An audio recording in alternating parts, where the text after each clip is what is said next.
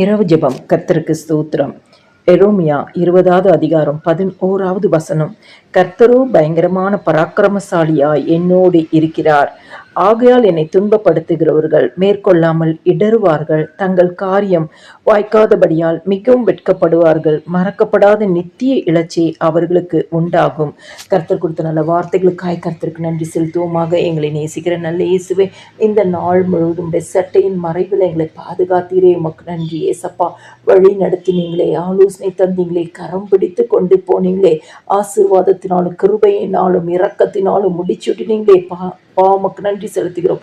அறிந்தும் அறியாமலும் செய்த எந்த ஒரு பாவமாக இருந்தாலும் இன்னும் ஒரு விஷயம் ரத்தத்தினால கழுவி பரிசுத்தப்படுத்துங்க. காலைதோறும் கிருபைகள் புதியவைகளாக இருக்கிறதே, புதிய கிருபையினால் எங்களை நடத்துங்க ஏசப்பா.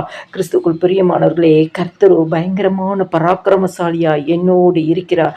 ஆண்டவராகிய இயேசு கிறிஸ்து பயங்கரமான பராக்கிரமசாலியாய் உங்களோடு இருக்கிறார். ஆகியால் என்னை துன்பப்படுத்த மேற்கொள்ளாமல் இடர்வார்கள். ஆண்டவர் உங்களோட இருக்கும் பொழுது, பயங்கரமான பராக்கிரமசாலியாய் இருக்கும் பொழுது, யாரெல்லாம் உங்களுக்கு விரோதமாய் உங்களை துன்பப்படுத்தணும்னு நினைக்கிறாங்களோ, யாரெல்லாம் உங்களுக்கு விரோதமாய் வேறு காரியங்கள் செய்யணும்னு நினைக்கிறாங்களோ, அந்த ஒரு காரியம் கூட மேற்கொள்ளாதபடி அவர்கள் இடரும்படியாய் கர்த்தர் காரியங்களை மாறுதலாய் முடிய பண்ணுவார். தங்கள் காரியம் வாய்க்காதபடியால் மிகவும் வெட்கப்படுவார்கள். உங்கள் மேல ஒருவேளை எரிச்சல் கொண்டு இருக்கலாம், உங்க மேல கசப்புகள் வைராக்கியம் இருந்திருக்கலாம், பொய்யான குற்றச்சாட்டுகளை கட்டிருக்கலாம். ஆனாலும் ஆண்டவர் பயங்கரமான பராக்கிரமசாலியாய் உங்களோட இருக்கிறது நிமித்தமாய் அவர்கள் துன்பப்படும்படியாய் அவர்களுடைய காரியம் மேற்கொள்ளாமல் இடர பண்ணுகிறபடினாலே அவர்கள் தங்கள் காரியங்கள் வாய்க்கலையே என்று சொல்லி மிகவும் வெட்கப்படுவார்கள். ஆனால் நம்முடைய ஆண்டவராகிய இயேசு கிறிஸ்து நம் தலையோ நிமிர்ந்து நடக்க பண்ணுவார். கிறிஸ்துக்குள் பிரியமானவர்களே, கடைசி அந்த வசனம் சொல்லுது, மறக்கப்படாத நித்திய இலச்சே அவர்களுக்கு உண்டாகுமா.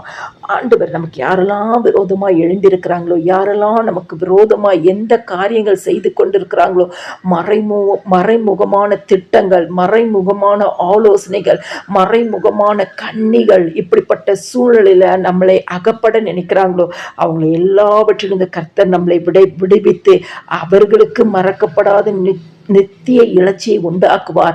நம்முடைய ஆண்டவராகிய இயேசு கிறிஸ்து பயங்கரமான பராக்கிரமசாலியாகிய தேவன் நம்மோட இருக்கிறார். எல்லா துதியும் கனமும் மகிமையும் ஸ்தோத்திரமும் என் ஆண்டவராகிய இயேசு கிறிஸ்து ஒருவருக்கே செலுத்துகிறேன். ஆமென்.